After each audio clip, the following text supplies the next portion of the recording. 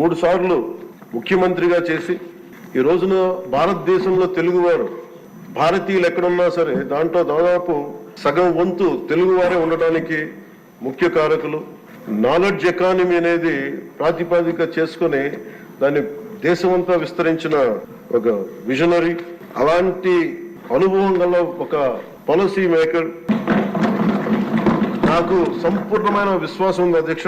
150 రోజుల గౌరవ ముఖ్యమంత్రి గారి అనుభవంతో కూడిన ఈ పాలనలో నాకు సంపూర్ణమైన విశ్వాసం ఉంది అధ్యక్ష.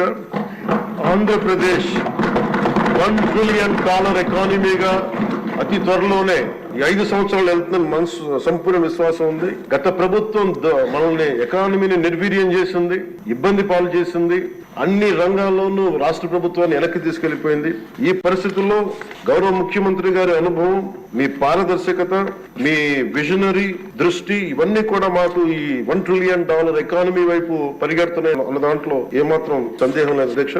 అలాగే పంచాయత్ గౌరవ ముఖ్యమంత్రి గారి ఈ నాయకత్వంలో ఈ ప్యాడీ జ్యూస్ రైతులకు కావాల్సింది 1674 కోట్లు రిలీజ్ చేసి నిజంగా మీరు రైతాంగానికి మీరు ఎంత అండగా ఉంటారో మాటలతో కాదు చేతుల్లో చూపించారు అధ్యక్ష. వారికి మనస్ఫూర్తిగా నా ధన్యవాదాలు. ముఖ్యంగా మిడ్ డే నేను అడిగింది ఏంటంటే ముఖ్యమంత్రి గారిని, డొక్కా సీతమ్మ గారి పేరు ఏదన్నా పథకాన్ని క్యాంటీన్ పెట్టండి అంటే ఆయన ఏకంగా దీనిలో నారాయణ గారికి కూడా ముఖ్యమంత్రి గారు ప్రత్యేకంగా నా ధన్యవాదాలు తెలియజేస్తున్నాను అధ్యక్ష. మధ్యాహ్న భోజన పథకాన్ని విద్యార్థులు మధ్యాహ్న మిడ్ డే మీల్ స్కీమ్ కి డొక్కా సీతమ్మ గారి పేరు పెట్టడం మనస్ఫూర్తిగా వారి చేతులెత్తి నేను నా మనస్ఫూర్తి గారికి కృతజ్ఞతలు తెలియజేస్తున్నాను అధ్యక్ష.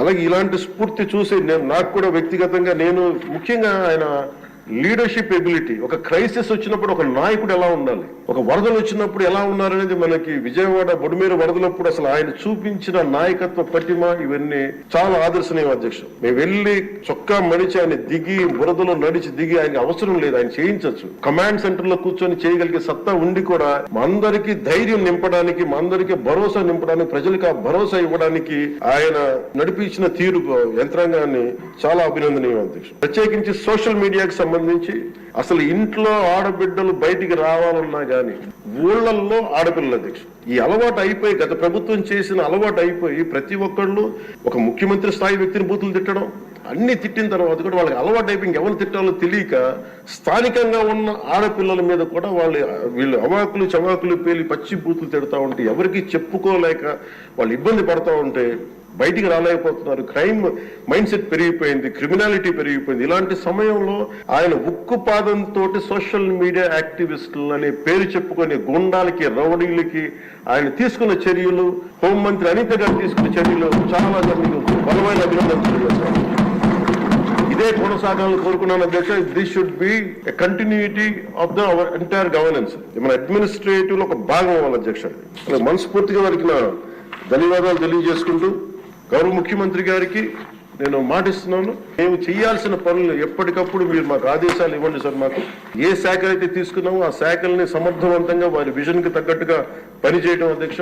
ఇవన్నీ కూడా మేము ఆయన ఏ కళనైతే కన్నారో ఆ కళను నెరవేర్చడానికి పూర్తి చేయడానికి మేము అందరం సంసిద్ధంగా ఉన్నామని తెలియజేసుకుంటూ, మీరు 5 సంవత్సరాలు కాదు గౌరవ ముఖ్యమంత్రి గారు తెలియజేసిన అధ్యక్ష, మీరు ఇంకొక దశాబ్దం కూడా ఈ రాష్ట్రానికి ముఖ్యమంత్రిగా కొనసాగి ఉండగా ఉంటామని తెలియజేస్తున్నారు.